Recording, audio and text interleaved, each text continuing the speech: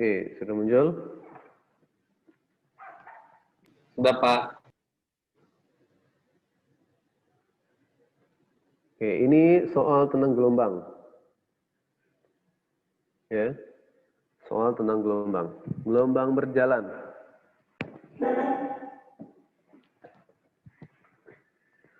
Oke, soal gelombang. Ini kalian harus ingat aja persamaannya itu. Persamaan gelombang berjalan masih ingat? Y sama dengan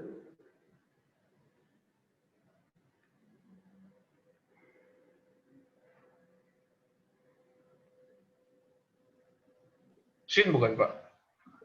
A sin Sin X, Pak. Lupa saya. ya, sin omega T plus minus K X. Nah ya. Ya, sin omega T plus minus K X. Oke. Omega itu ya. Ini Bapak tulis di sini aja. Omega itu rumusnya 2 pi kali frekuensi. Kalau konstanta itu K rumusnya 2 pi kali dibagi lambda. Ya. A ini adalah amplitudo, yaitu nilai maksimum simpangan maksimumnya A-nya. Di sini kalau dari gambar kita bisa dapat ya variabel yang kita dapat dari gambar bisa kita tulis A-nya itu kita sudah dapat yaitu 0,5 dari gambar ya. Tinggi puncaknya itu 0,5 itu A-nya. Kemudian jika periode gelombang 2S, perhatikan periode gelombang berarti kita dapat T-nya. Periode gelombang itu 2 sekon. 2S. Sehingga dengan kata lain, kita dapat frekuensinya. Nilainya berapa? 1/2 Hertz setengah. Sudah. Nah, di sini kita lihat lagi. Ini di aksis ya, di sumbu Y-nya itu menandakan X dalam meter. Ini menandakan panjang gelombang.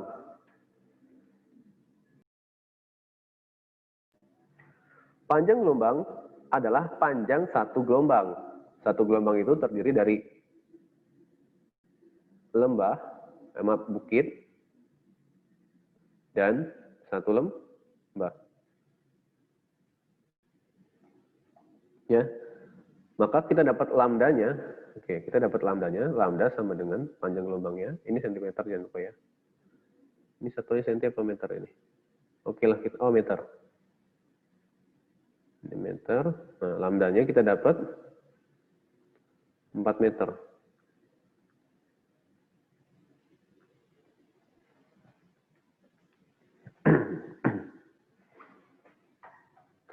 Kita udah dapat lambdanya, ya udah kita sekarang tentuin aja variabelnya. Pertama omega. Kita dapat omeganya sama dengan kan rumusnya 2πf ya. 2πf yang udah Bapak tulisin tadi kali dengan 1/2. Frekuensinya kan 1/2. Sehingga omeganya itu pi. Radian per sekon. Satuan ya. Kemudian apalagi K. Ya nggak apa-apa. Konstanta. Konstantanya kan rumusnya 2pi per lambda. 2pi per lambda. Lambdanya 4. Sehingga kita dapatkan K-nya konstantanya itu setengah pi.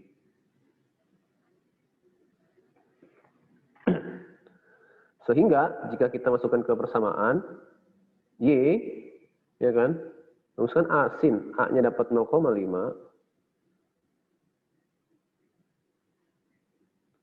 kemudian sin,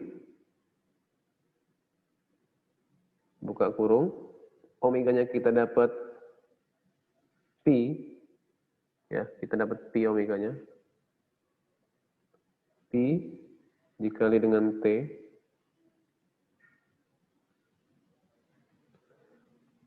ini semua negatif, oke, kita buat negatif.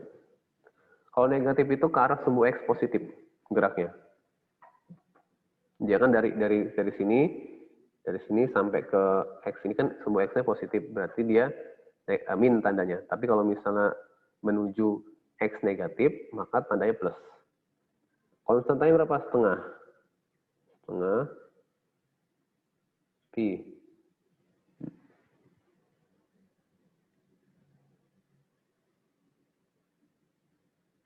Dikali dengan X. Tutup kurung. Nah, yang mana jawabannya?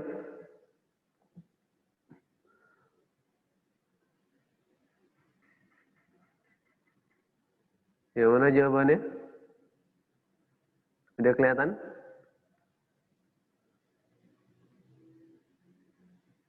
Belum ada yang tahu? Ya, oke. Bapak perjelas lagi. Jadi 0,5 sin. Pi-nya kita keluarin. Pi. B. Nah, dapat ya. T dikurang 0,5. Kan setengah itu 0,5 kan? X. Nah, sama kan? Berarti jawabannya yang B. Bravo. Oke. Oke, sampai di sini. Ada yang bertanya? Sebelum kita lanjutkan ke materi selanjutnya. Ke soal selanjutnya maksudnya. Belum ada, Pak. Belum ada? Pak, sorry Pak, Yang lain? izin tanya Ya? Pak. Apa? Yang itu kok di variabel yang itu kok ada X ya Pak? Variabel yang mana? Jawabannya kok ada X ya Pak? Nah, kan itu ini loh. Nih, kamu lihat persamaannya. Yang paling atas. Y sin omega T plus minus KX. Ini persamaan umumnya kan? Oh, iya. Nah, tugas kita itu nyari nyari W ya. W dengan K. W ini kecepatan sudut. K-nya konstanta. Rumusnya ini nih, yang sebelah kiri yang Bapak tulisin. Ya. Nah, dapat semua kita variabel-variabelnya, baru kita masukin ke persamaannya. Ketika sudah masuk ke persamaannya, kita cocokin. Yang mana jawaban yang paling tepat. Gimana, Timi? Paham? Yang B Pak. Iya, yang B. Sudah ya? Oke. Lanjut. Soal berikutnya. Ini masih banyak yang salah soal yang tadi.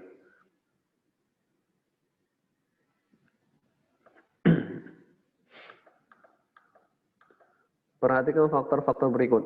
Faktor yang dapat mempercepat perambatan gelombang pada kawat. Nah, ini cepat merambat gelombang pada kawat. Ini masih materi gelombang ya, gelombang merambat. Nanti rumusnya ya, V-nya itu cepat merambat gelombang pada kawat sama dengan rumusnya akar dari F ini adalah gaya tegangan kawat. Maksudnya gini, ini ada sebuah percobaan, nggak tahu dulu pas Segfest udah ada belum percobaan ini ya kalian ya. Jadi misalnya kayak gini, ini ada sebuah osilator, ya, kemudian digetarkan, nah nanti dia akan membentuk sebuah gelombang berdiri tentunya ya. Kemudian di sini nanti ada katrol, di perjawabannya seperti ini. Lalu nanti di sini digantungkan beban. Dan beban ini sebagai F-nya nanti akan terbentuk gelombang berdiri. Nah, seperti ini, nanti gelombangnya seperti ini. Nah, Ya kan? Ini namanya percobaan Melde. Nah, nanti maka kecepatannya, nah, di sini tegangan tali di sini berlaku sebagai gaya berat benda ini. Ini osilatornya, ya, osilator. Tahu osilator nggak? Penggetar. Yang pembuat osilasi. Oke. Rumusnya V dikali dulu. Dikali L ini panjang talinya. Ini tali ya, bentuk gelombangnya. Ini panjang L-nya berapa? Ini sebagai L-nya. Ini W, ini juga sebagai W, ini di sini berlaku sebagai F-nya yang membuat tegangan tali tersebut. Kemudian dibagi dengan masanya. Oke. Faktor yang dapat mempengaruhi perambatan gelombang pada kawat. Ya. F di sini adalah force-nya, gaya. Newton. Kemudian L-nya panjang tali.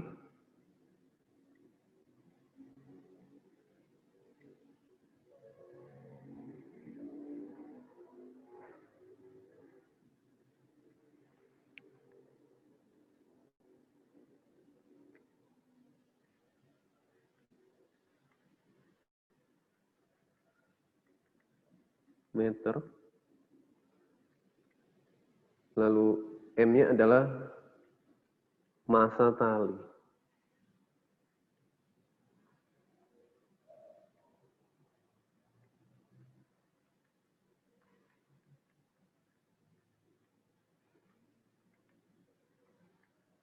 Kilogram.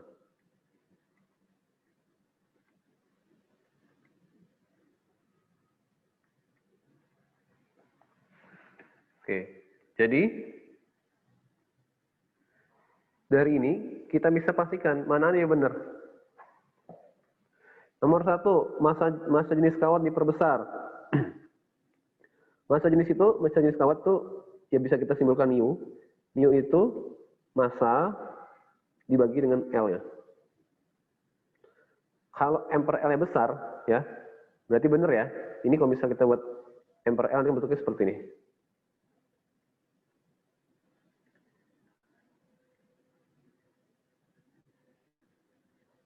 F dibagi dengan mu. Nah, mu-nya itu massa jenis tali. Faktor yang dapat mempengaruhi perambatan gelombang pada kawat, ya nomor 1 benar. Memperbesar massa jenis kawat. 1 benar. 2, memperpanjang kawat. Lihat, V di sini setara dengan L. Berarti benar. 3, memperbesar tegangan kawat. Berarti benar ya? Ya kan? Berarti mana? Nah, yang 4 memperbesar ukuran kawat. Ini salah apa benar? Benar nggak, Pak? Ayo, benar nggak? Kalau memperbesar ukuran kawat otomatis apa yang bertambah? Apa yang bertambah?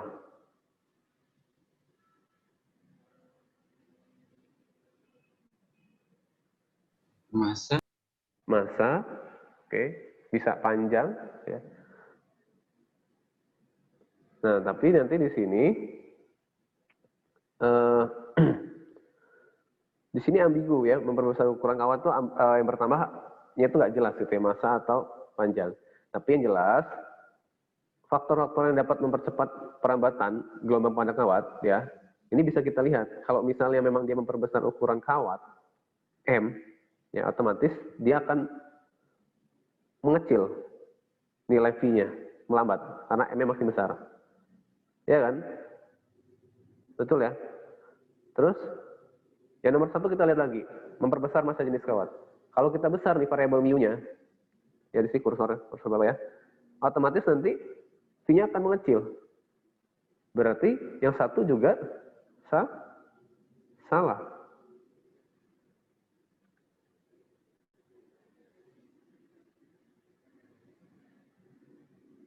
Oke, yang satu juga salah. Sehingga jawabannya yang paling tepat itu hanya 2 dan 3. Tidak ada di option, ya.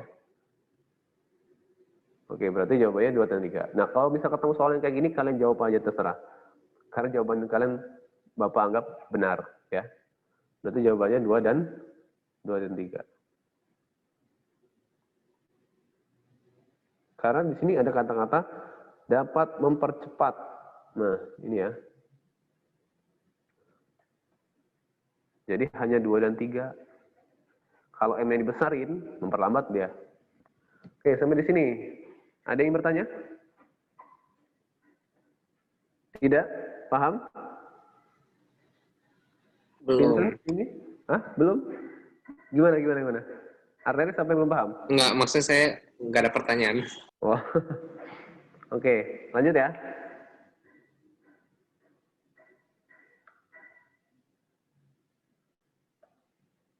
Kita lanjut dulu.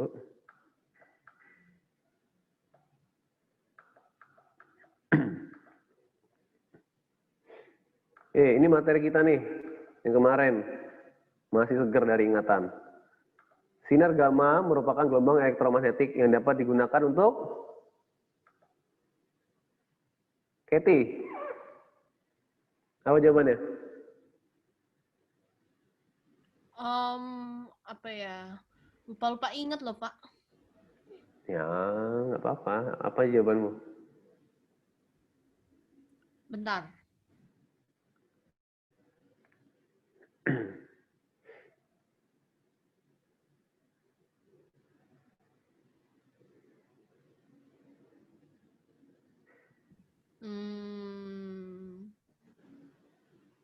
C bukan ya, Pak? Iya, yang C. Jawabannya benar yang C. Ya. Pak, kenapa nggak yang D? Sinar untuk ronsen itu sinar X, ya, X-ray. Jadi bukan sinar gamma. Oke, betul yang C jawabannya. C. Ya. Lanjut.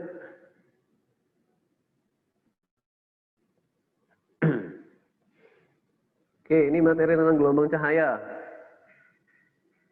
Kelas Tech 5 kalau nggak salah nih. Seberkas sinar sejajar monokromatis dengan panjang gelombang 6.000 Armstrong, ya, itu Armstrong. Masih ingat kan?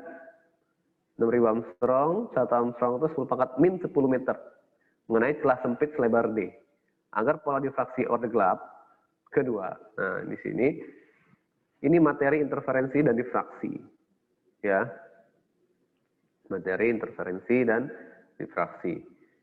Ada 2 perbedaan. Ya, kalau interferensi biasanya dia celah ganda. Ya. Kalau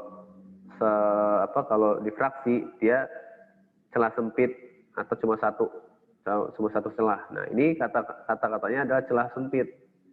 Ya. Dapat dikatakan di sini adalah difraksi.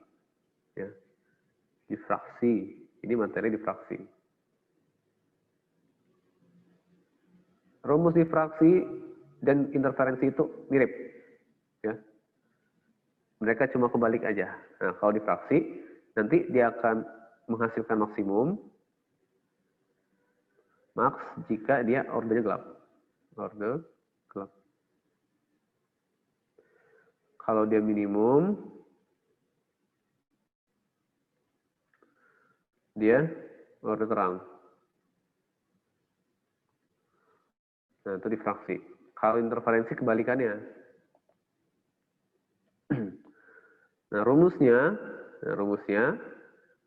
itu D dikali sin theta dibagi sama dengan nomor orde dikali dengan panjang gelombang. Yang kita cari adalah D, lebar celahnya. Sehingga kita dapatkan rumus bahwa D itu dikali dengan panjang gelombangnya dibagi dengan sin theta-nya.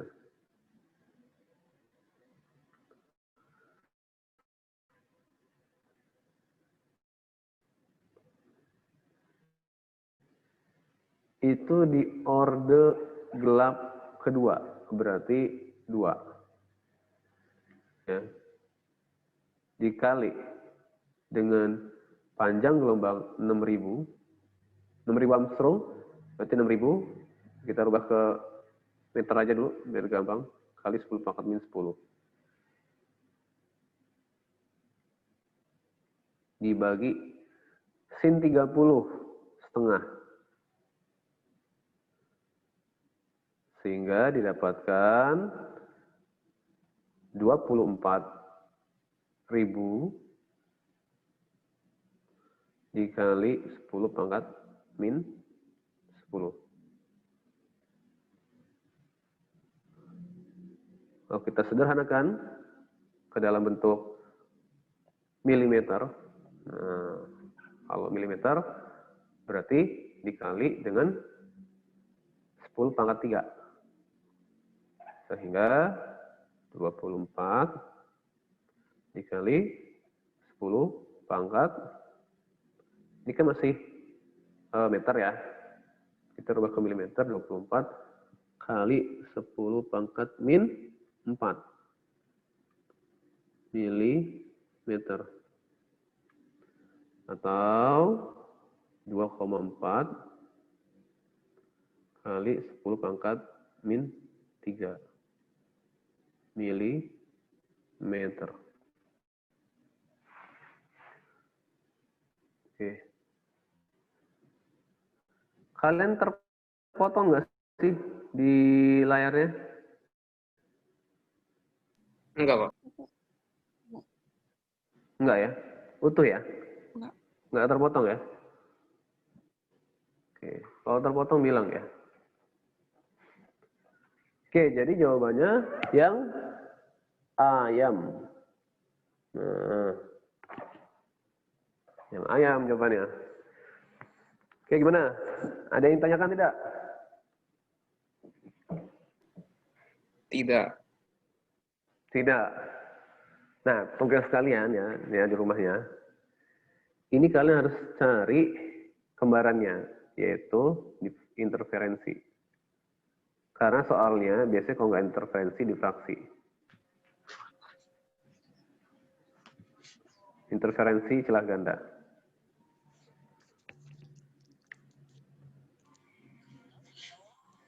Cari rumus-rumusnya ya, pelajari. Rumusnya cuma dibalik-balik aja kok, antara difraksi dan interferensi. Ya. Celah ganda ya, celah ganda.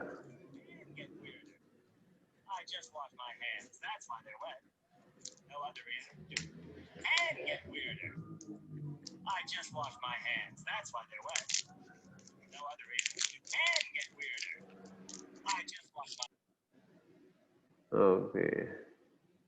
Itu tadi suara apa ya? Game apa tadi itu? Oke, lanjut ya.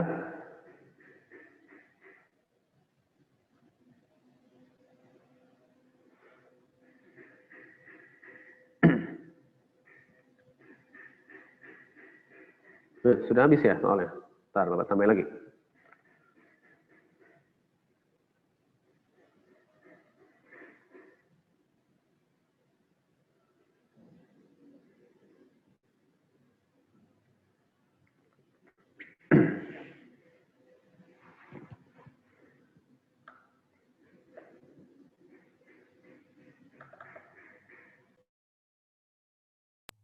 Pak, interferensi sama difraksi itu apa ya, Pak?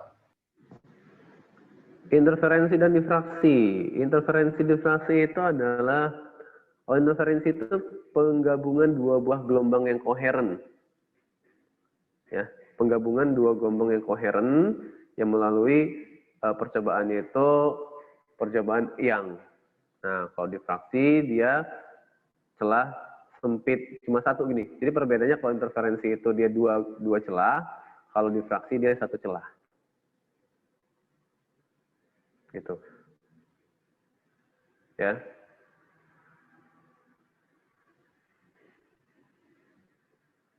Bapak masukin gambaran dulu soalnya.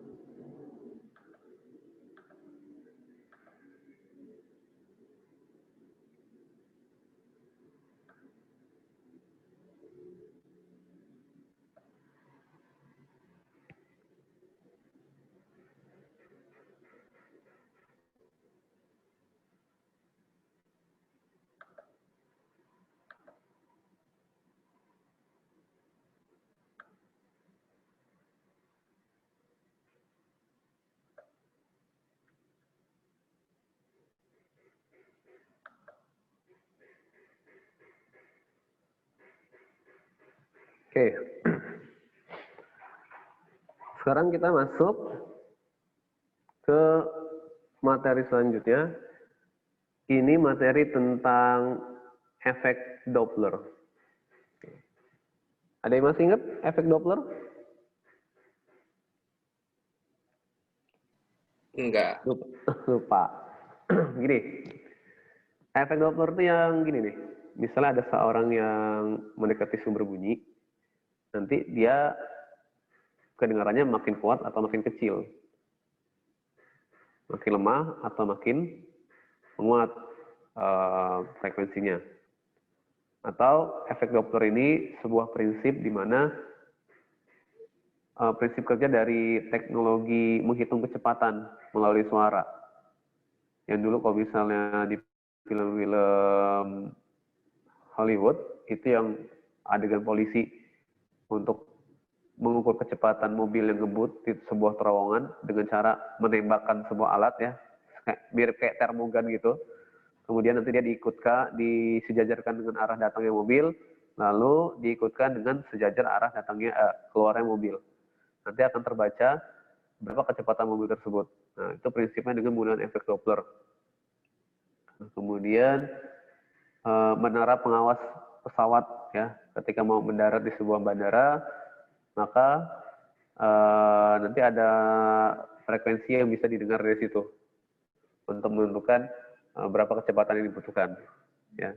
Atau ambulans, biasanya itu ambulans dengan mobil ya, saling mendekati atau saling menjauhi.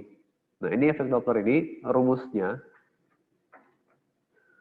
rumus dasarnya itu frekuensi pendengar itu sama dengan V plus minus, V ini kecepatan bunyi di udara ya, plus minus VP ini kecepatan pendengar. Oke, kecepatan pendengar ketika bergerak. V plus minus VS ini kecepatan sumber, berapa kecepatannya? Dikali dengan frekuensi sumber. Fs.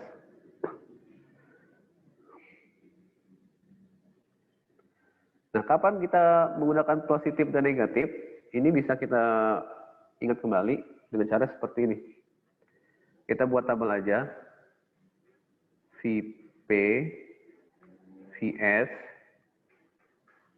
Kita buat tabel seperti ini. Ini dekat, ya, dekati. Ini jauh atau menjauhi. Nah, ini kita garis.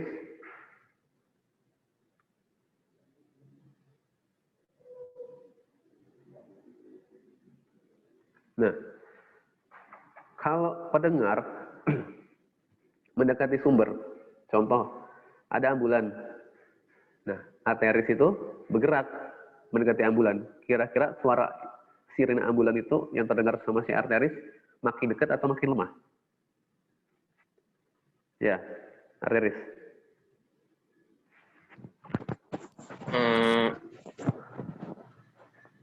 Mendekat.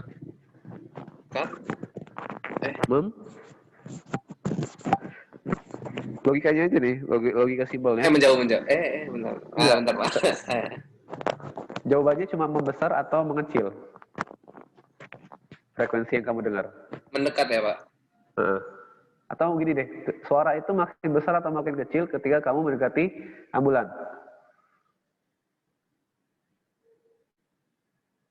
Misal kamu nih lagi naik mobil gitu ya, atau naik motor, tiba-tiba ada ambulan di depan sana, di depan kamu. Kamu mendekati ambulan tersebut.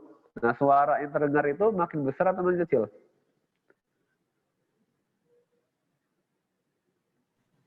Mendekat ya, Pak? Pakai logika aja. Kamu mendekati sumber suara nih, sirine mobil ambulan. Mendekati, kira-kira suaranya itu makin besar atau makin kecil? Besar. Makin besar, ya. Pakai logika aja ya. Fisika itu enaknya bisa pakai logika. Nih. Mana kursor aku? Nah, ini ya. Nah, karena mendekati dia makin besar, maka nilai positif, ya.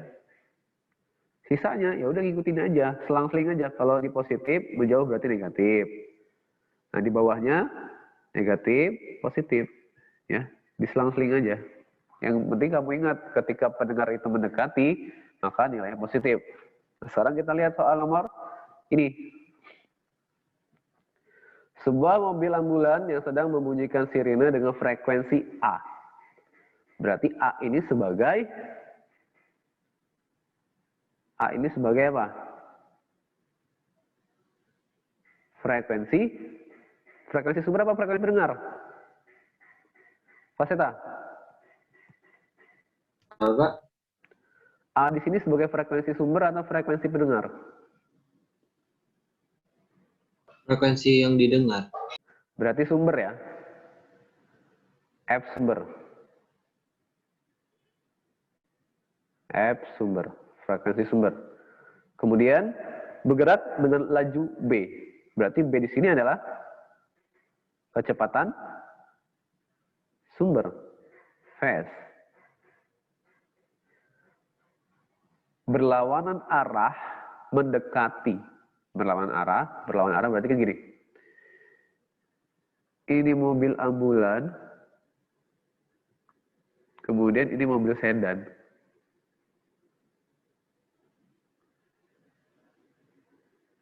Nah, berlawanan arah. Mendekati. Nah, gitu ya.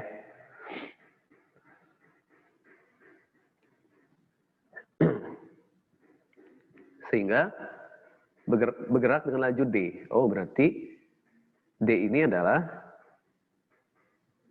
frekuensi pendengar.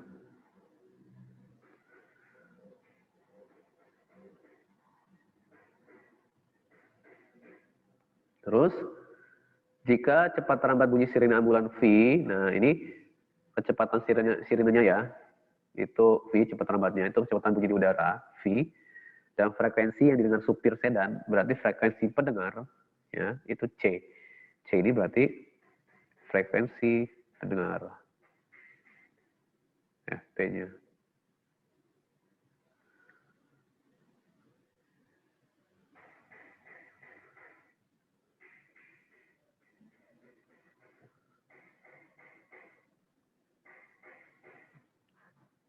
Berapakah nilai efek Doppler yang ada di sini ya? Oke, kita lihat aja ya udah.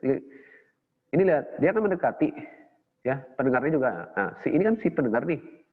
Ini P pendengar, si mobil sedan kan. Yang ini ambulan ini adalah sumber. Lihat, pendengar VP-nya kan mendekati sumber, ya kan, bergerak. Berarti nanti VP-nya nilainya positif ya. Berarti FP, frekuensi pendengar, sama dengan V.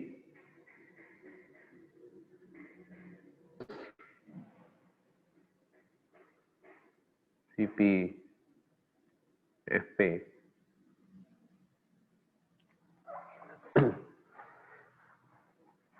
Nah, sekarang kecepatan sumber. Kecepatan sumbernya dia mendekati. Kalau mendekati berarti nih negatif. Lihat tabel ya. Phase-nya negatif karena mendekati sedan. Kan gitu. Berarti V min VS. VS. Nah, agak susah nulisnya. Agak kaku.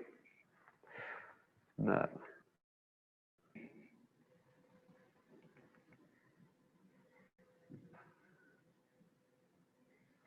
Oh, internet tidak stabil. Pantesan dia. Agak ngelap, internetnya nggak stabil ternyata. Benar.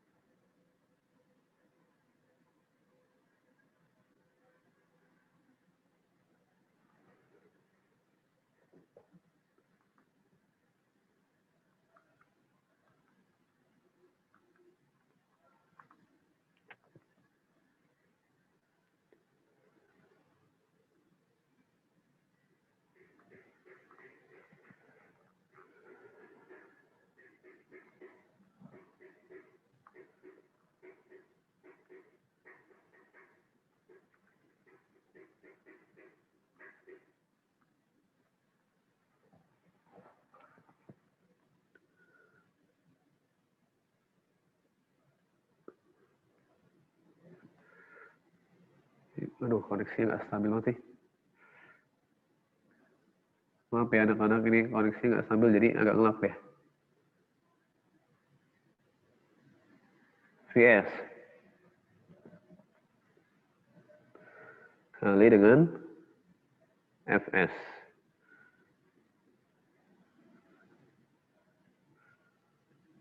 Nah, sekarang jawabannya apa? Kalau variabel-variabel yang di sini kita ganti dengan A, B, C, D, maka jawabannya apa? D. Apa Fasita? D, delta. Iya. Oke, iya, good. Jawabannya delta.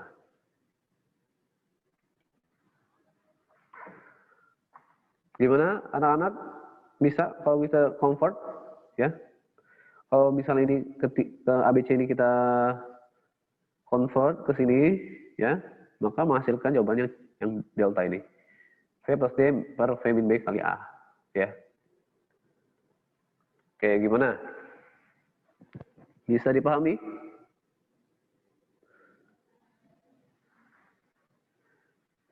Ada pertanyaan?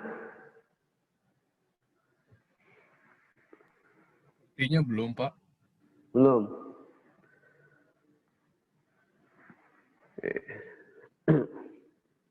Jika belum, kita lanjut lagi.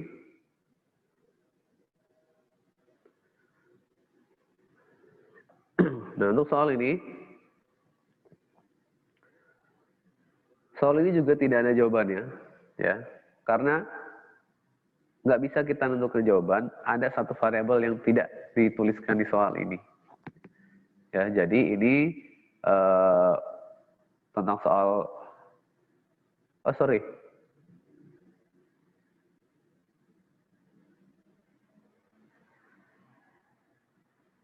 oh, oke, ini tentang teropong ya. Oke, teropong, ya dia mau teropong panggung, mau teropong bumi, ya. Dia salah satu materi optik.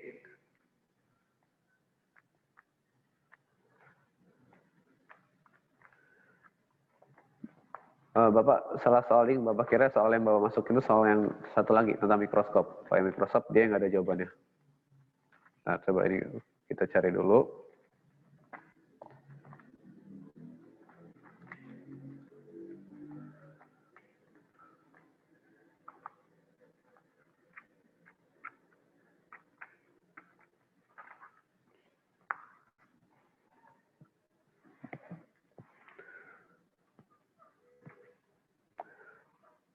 Panjang teropong 110 cm dan jarak fokus lensa objektif 1 meter. FOB-nya. Perbesaran teropong untuk mata tidak berakomodasi adalah M. Nah, perbesaran pada teropong itu rumusnya M nilai mutlak dari FOB per FOK.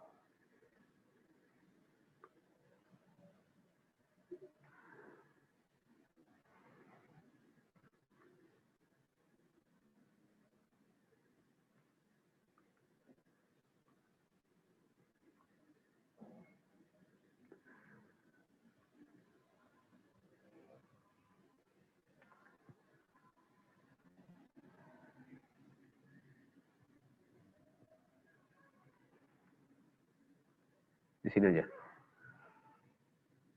M itu rumusnya nilai mutlak FOB per FOK.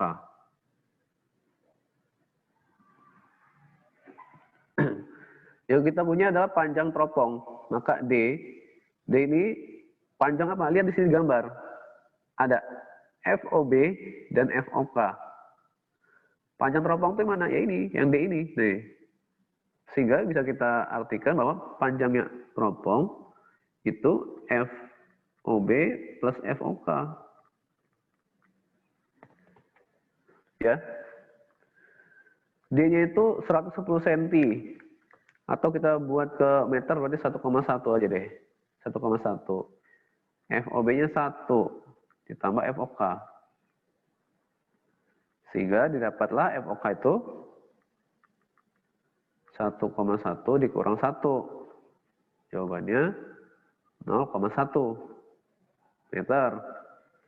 Kita masukin ke sini.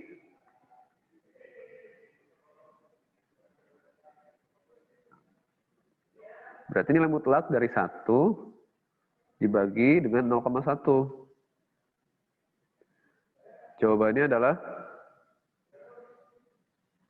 10.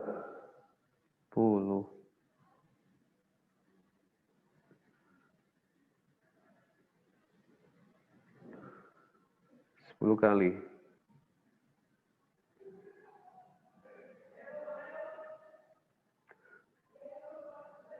Nah, jawabannya yang C. Oke, ada pertanyaan tidak?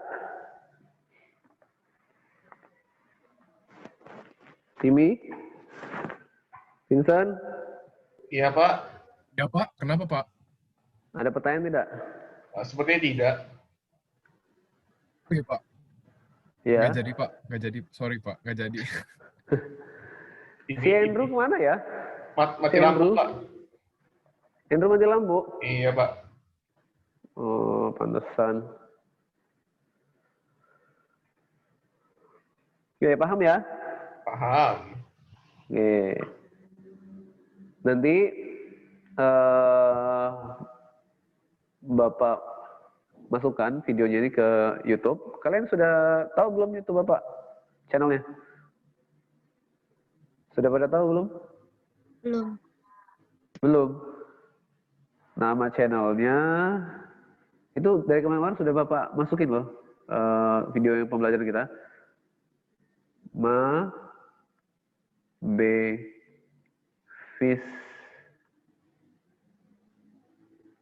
mabefish.com.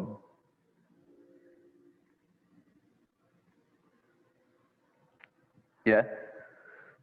Bisa kalian buka, kalian pelajari ya video-video. Kalau misalnya Pak tadi koneksinya kurang bagus, pintar rekamannya ya silakan lihat di channel YouTube ya. Kalau memang videonya sudah Bapak angkat ke YouTube, kalian bisa menonton. Jika belum, berarti memang belum. Oke, sampai di sini. Ada yang ditanyakan? Tidak. Tidak? Oke, kalau memang tidak, ya kita cukupkan dulu pembelajaran kita kali ini, ya. Banyak-banyaklah berlatih, ya. Kalian bisa ambil sumber belajar dari mana aja ya. Banyak banget ya di internet itu ya. Jadi jangan hanya sampai di sini aja, jangan cuma hanya mengandalkan apa yang Bapak berikan di sini. Kalian coba cari dari luar juga.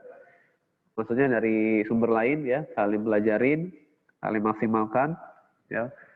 Jadi nilai kalian akan mudah-mudahan membaik. Oke, cukup. Kita akhiri dulu pembelajaran kita hari ini. Sampai jumpa pada pertemuan berikutnya dan selamat siang. Siang, Pak. Terima kasih, Pak. Thank you Ya. Pak. Thank you.